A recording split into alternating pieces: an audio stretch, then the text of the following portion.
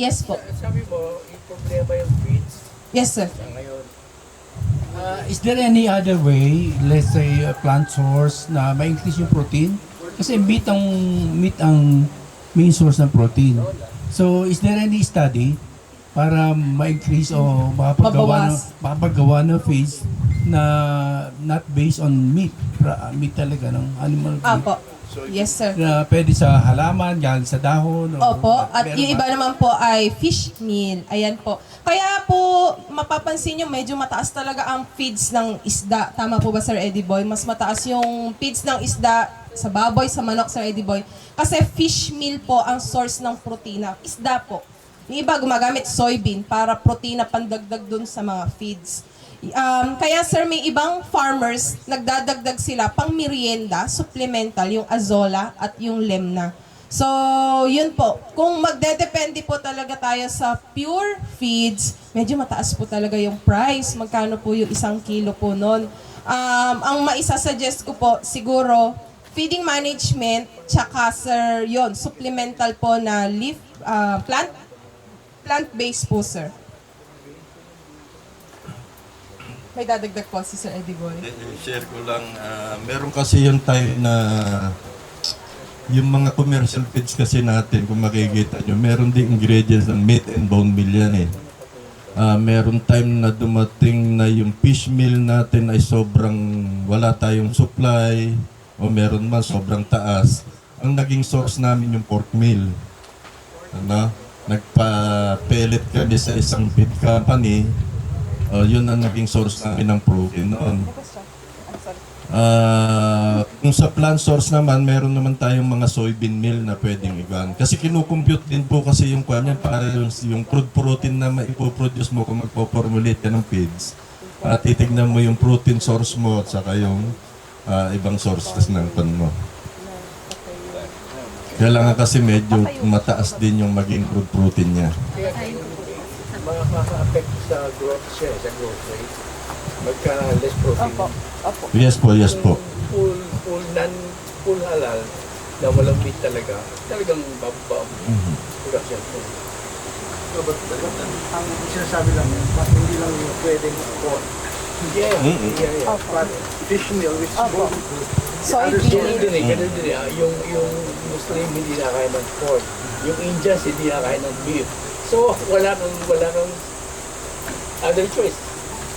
Pero makikita nyo po kasi sa commercial feeds, yung mga ingredients niya, may present lagi, meat and bone meal, galing sa kwan talaga eh. Oo, makikita nyo po yan. So, if you say, sir, na wala dapat meat, depende sa pork and beef, no meat. So, meaning to say, we can simply produce plants na it can produce protein. Like, for the example, soya, and then soybeans, and then mongo. Pwede po And yan. also Opo. beans maybe. Opo, kaya lang po kasi pag inumpit kasi meron po talaga tayong kukunin na protein source, ganyan, yung mga ginako sa nutrition. Opo. Kasi high in protein yung mga... Para alam nyo po kung ilan yung percentage na ilalagay yung mga ingredients na yon, then makikita nyo po yun. Opo, yes Ng po. feeds po. Kasi yung iba po talaga yung mga marami kasi mga locally available na mga plants dyan na pwede mong gawing feed ingredients, ganun. Opo. Dagdag ko lang po, ito bagong graduate po kasi ako noon. Noon ko lang po nalaman, 2017, na pwede po palang magpa-produce ng feed sa isang feeding company base sa iyong request. That time po, ang request ng isang farmer na nakita namin ay dagdagan daw ng feather meal. Yung feather meal sa poultry po ay chicken feather meal. Mataas po kasi ang protein content nun. So yun yung ni-request niya sa feeding company. Dagdagan niya yung feather para mataas yung protein. Pwede pong mag-request. Hindi ko lang po alam kung hanggang ngayon ay effective yon or pwede niyong kausapin yung mga feeding company, yung mga premix. Siguro, opo. Baka po, pero dagdag info lang po kung may mga kakilala po kayong mga feeding company. So, Hindi po, basta alam nyo po yung mga ingredients nyong igaw, maski kayo po kaya nyo i-produce po yun. Meron naman po tayong mga, maski yung meat grinder lang, pwede Opo, makakapag-produce po tayo panglongganisa. ng one eh. ng feeds na sarili.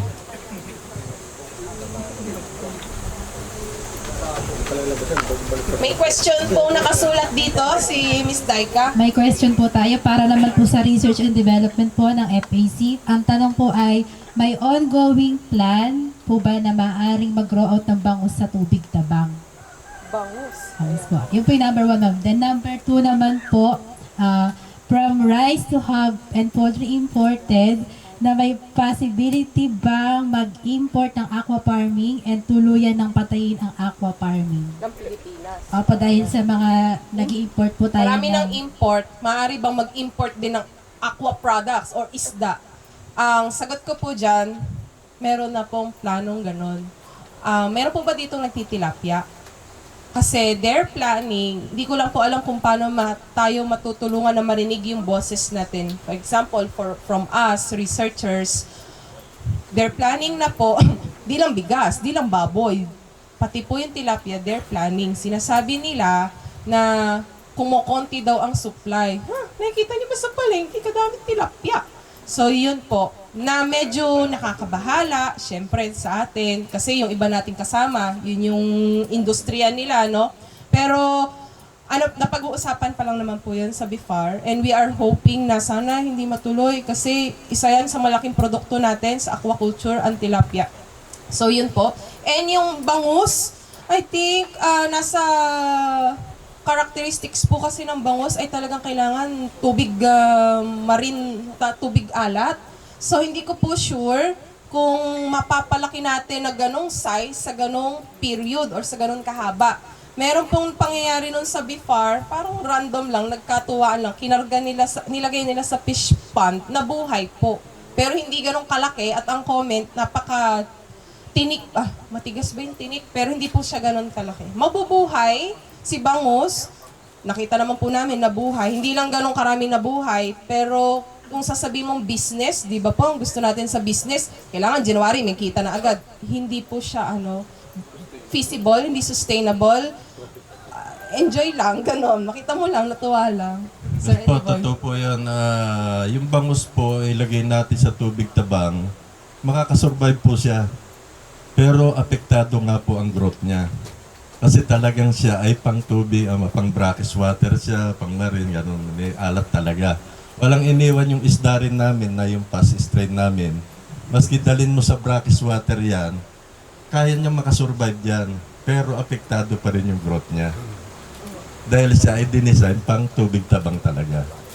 Ano? Kaya meron tayong mga tilapia rin na dinevelop na mabubuhay sa mga pang brackish water. Ganun.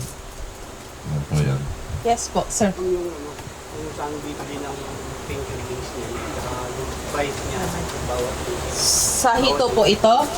Meron po tayo ngayon sa opisina po na hito fingerlings. Pero sir, ang may offer pa lang po namin sa inyo ay yung local, yung usual na breeding program.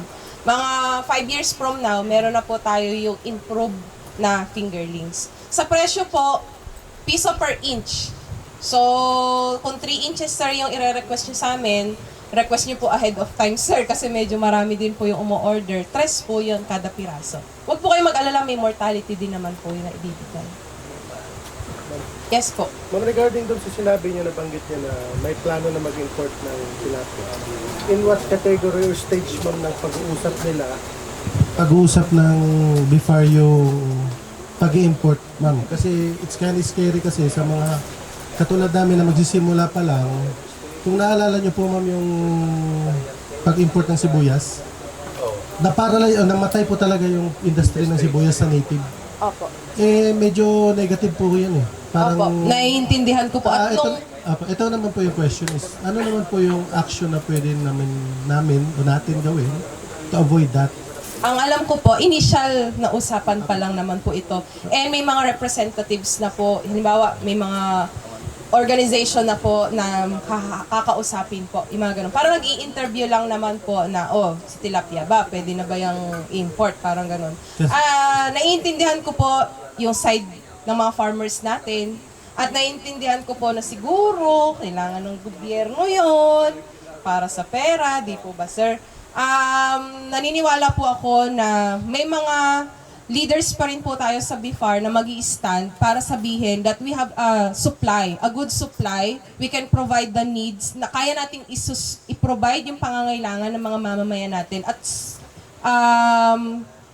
buo ang supply ng tilapia po sa buong Pilipinas. So yun sir, off the record po, initial pa lang naman po ang pag-uusap Yes po po, doon. ma'am. Of the record na rin po, ma'am, I will suggest na lang po na kung meron man po ditong active at still functioning tilapia na nag-aalaga at nagsusupply, pwede nyo po i-bombard message ang BIFAR ngayon. Kalampagin. Proof, magbigay lang po kayo ng hard evidence, proof, pictures, videos, documentation, na yung farm po ninyo is functional at meron po kayong enough market to supply. Then, sa mga bago pa lang po, yung interest nyo po, pwede nyo po yun ibigay as statement sa BIFAR. Yes po. Kasi ginawa Tulungan po namin, po tayo. Ginawa po namin kasi po yun, ma'am, nung nasa DepEd pa po ako. Umalis po kasi ako sa DepEd last year. Nung nasa DepEd po kami, ang concern namin is chili sa sili po. Nag-provide kami ng evidence na marami pong sili ang Pilipinas. Then, nakakatuwa naman yung feedback ng na agriculture industry nun, hindi na tuloy yung importation. Yun. Positive impact po yun. Sana po gawin po natin yung lahat, Opo. individual. Malaking tulong po yun. Kasi kung ngayon pa lang, Pang-support. ngayon pa lang may plano na, ibig sabihin, alarming na po yun. Opo. Nag-uusap ang nakarating po sa atin ay nag-uusap na po sila sa possible pa lang naman po. Hindi naman mag-i-import sir agad-agad na next year. Wala pa naman po ganun. Opo. Tinitingnan nila, kinoconsolidate nila ang data kung enough ba.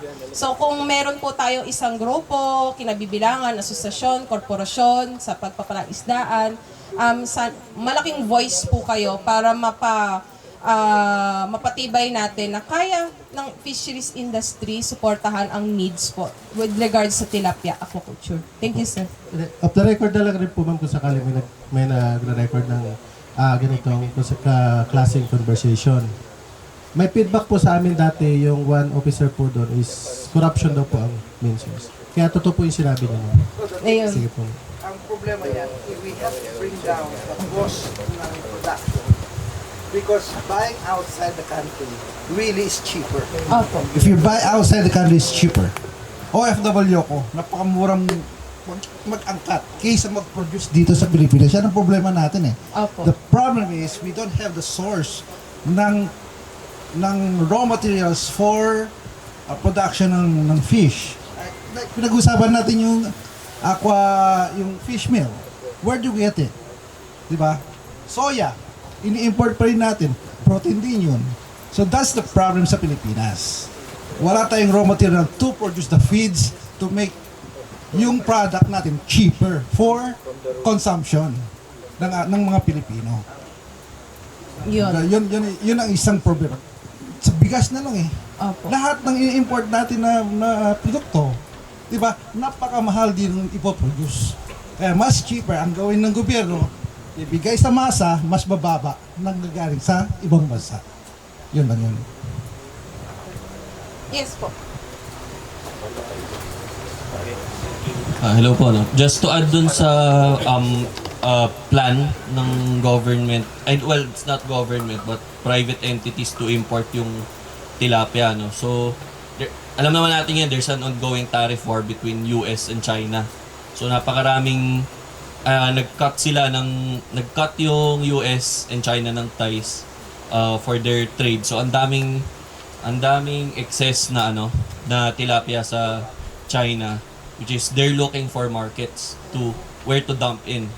So yun yung pinag-uusapan namin mga private industries din na syempre that we make a coalition na syempre pigilan yun. So yun. So wala pa naman plan but syempre, we're gonna do at ngayon kasi sir, everything. medyo mainit ngayon yung mga tariff na ganyan. So nag-cut yung US very na hindi kami timely. tatanggap ng tilapia from China. So, Saan na-imbak babagsak? ngayon. Na-imbak ngayon sa China. They're looking for markets na pwedeng pagbagsakan. So nakikita niyo po ba yung possibility? China kasi. Made in China. So, kung may nagre-record man po, ayan. So, hindi lang mas nabigyang emphasis po. Tama naman yung logic na Kung hindi kukunin ng US ang product ng China, saan ibabagsak ng China? Willing ba ang Pilipinas? Willing ba yung mga nasa taas natin? Yan. So, thank you sir for the additional information. Ano ang gagawin natin? Malaki po ang boses natin. Naniniwala po ako doon. Magtulong-tulong po tayo kasi ito na nga lang yung source natin. Tapos parang biglang babaliin. Ano po? Hindi ko lang po alam kung paano. So, if there's a group, again, kung may mga asosasyon po kayong kinabibilangan, pwede naman po tayong mag-inform lang naman po, hindi tayo mga away. Ano po, mag-i-inform lang po tayo na may mga supply po. At naniniwala po ako yung BFAR po natin, ang gobyerno natin, alam naman po yun. Just so happen na may mga pagkakataon lang na may makikinabang at makikinabang in the future. Baka po ganun talaga yung tinitingnan. Nagkakaintindihan po tayo. Ano po? So, yes ma'am. Ma'am, may I suggest, since meron na may I suggest, Eto po. Sige. Ito na lang po. May I suggest po, since medyo marami-rami na rin po tayo dito na umattend dito sa seminar na to, may we come together in one group na sana magkaroon, yung naka-registered, sana magkaroon ng GC so that we can exchange knowledge about hito farming and tilapia farming so that yung binigay nyo sa aming mga tips na mga information, we can make use of it at saka mag-aanohan tayo, mag-share tayo ng mga kung anong meron tayong alam na ginagawa na natin sa farm natin since not all of us here nakapag-umpisa na sa nagre-race na, nagsisimula pa lang. We are just starting. Kagaya namin, hindi pa kami nakapag-start. We are just starting. Hindi pa namin alam yung mga basic needs ng pag-put up ng fish pond.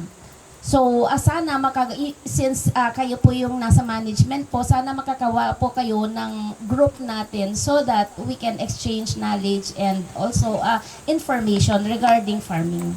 Salamat po. Maganda po yung suggestion ni ma'am dahil napapanahon ang mga group chats, messenger, Viber, ayan. Pero ma'am, kung halimbawa nag-start po kayo and if you need something technical, kung halimbawa purong lupa pa lang po magtatayo ng fish pond, magtatayo ng hatchery, you can request po sa amin, sa FAC. Katulad po nang nangyari kanina sa Success Stories, pumupunta po doon. First hand, yung director po namin ang pumunta sa pagsiset up po ng catfish hatchery. So, pwede po kami ng ganun. kagaya po namin, we are from Region 2 from Cagayan Valley. So, Malayo-layo, Sir Eddie Boy. hindi namin alam kung paano, how can Pwede we naman carry po. the fingerlings from your facility going to our farm, di ba mamamatay? Kasi kami, nag-aano kami ng, ang layo po. Possible po. Kasi yung kagaya ng mga fowls namin, yung mga birds namin, yung mga gansa, ganon. Ilang beses na kami namatayan. Ita-travel pa lang namin sa sasakyan, namamatayan na kami. From Celesio po, ilang oras po ang Cagayan? 10 hours. 10 hours po. Kaya po. Nakakarating po. Kaya po makarating Kasi po yung isda po namin na inimpake, maski 24 hours po nakakarating na ibang bansa po. Opo. Kaya lang po siyempre babawasan natin yung karga kada plastic para hindi matansa. Depende po kasi yan. Yung load po kasi namin inaabot ng hanggang 12 hours yan. Ngayon, depende kung gaano katagal yung travel. Babawas kami ng stock sa plastic. Ganon. And if you need assistance po, mag-letter Opo, lang po kayo. Ma'am, doon sa kalapit lang naman pala eh. sinend ko po. Magawa na lang kayo ng group chat, let's say sa Viber o Messenger. Viber ma'am kasi malaki yung file size limit Para sa lahat messenger. nakapag-contribute. Tsaka prone sa messenger. Hindi mag-contribute And then, member we can also have the Zoom meeting instead na pupunta kami sa venue. Opo, We pwede can rin have po. the Zoom Pwede meeting. po, pwede po Para yung at ganun. least, Yung mga ganong transaction po, halimbawa may meeting, ganyan. Mag-letter lang po kayo, mag-message lang po kayo para maging official po yung magiging... isang group chat, kahit sa pag magawa na lang tayo ng group chat initiated by CLSU, about Hito and farming and Pwede po i-work out po ni Ma'am Lara po yung po na yan.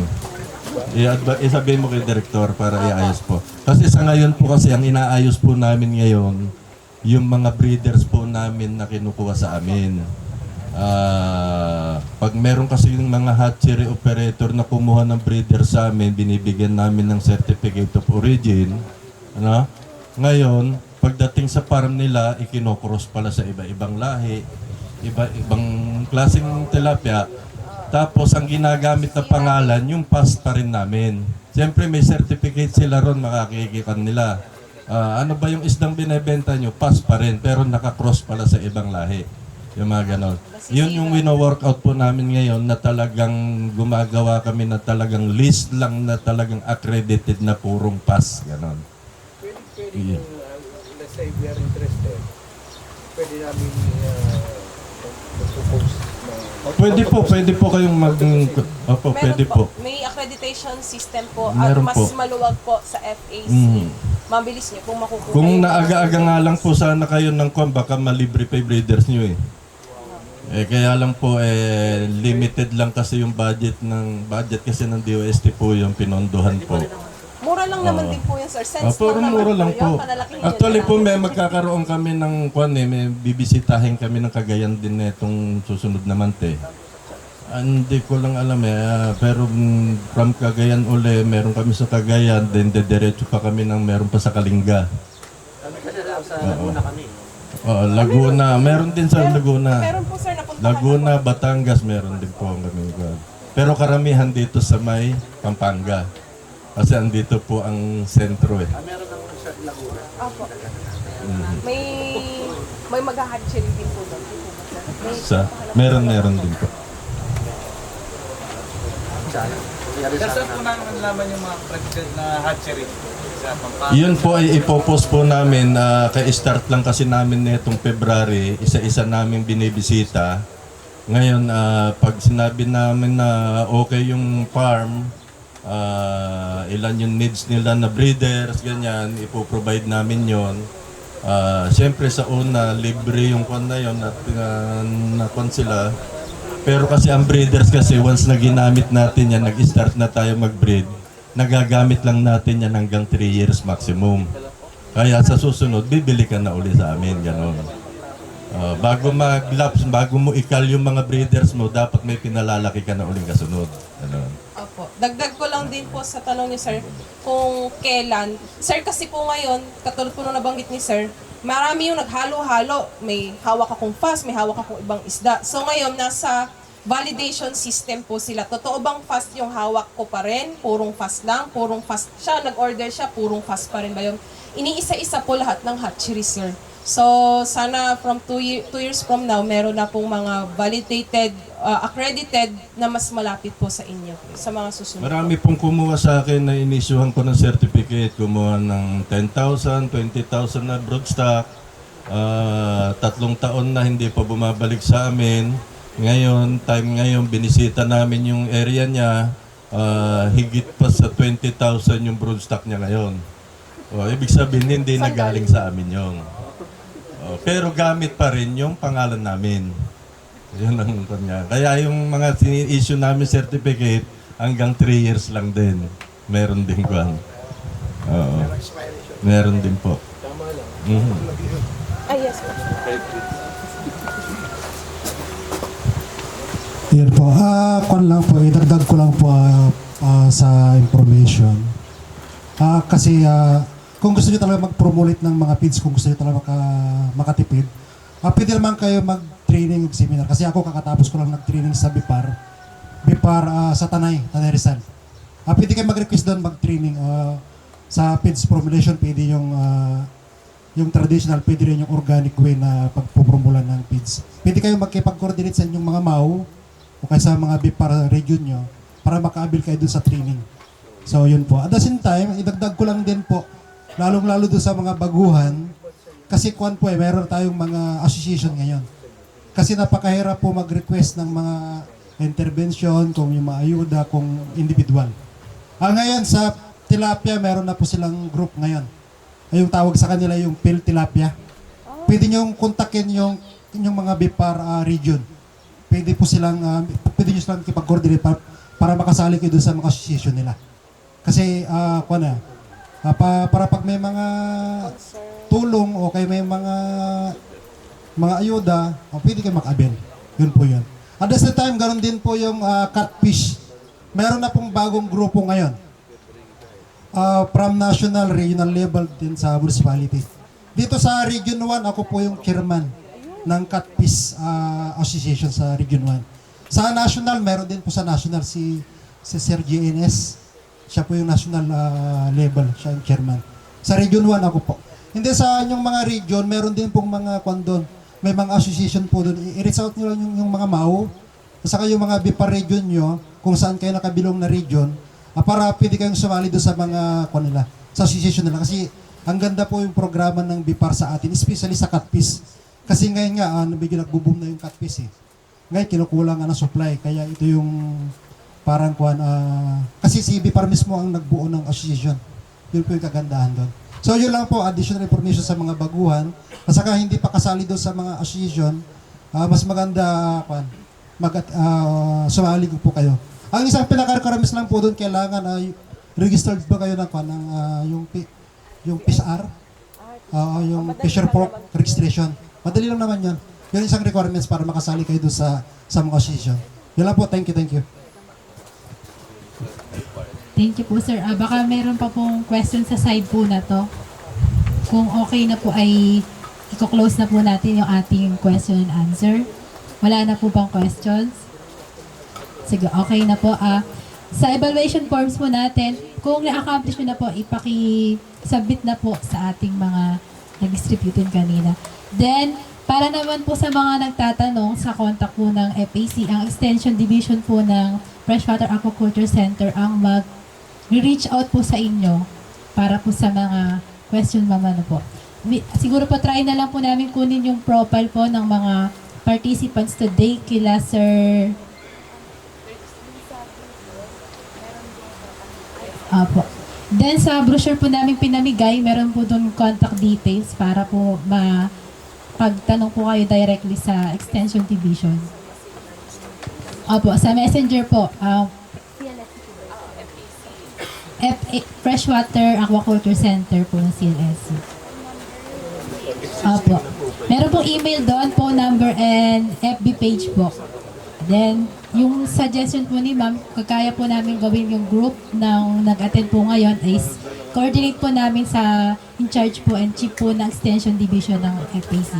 So, yun lamang po at proceed po tayo sa awarding of certificates. Nagugutom na po ba kayo? Sige. Sige po. Pero last part na po ng program natin ang awarding ng certificates. Sige po. Tawagin ko lang po si Sir Dandin and si Sir Ken po para po sa awarding of certificates dito sa harap. Then, minsan na lang po na photo op, i-distribute na lang po namin yung certificate nyo for the sake of time po dahil mayroon pa pong program mamayang afternoon.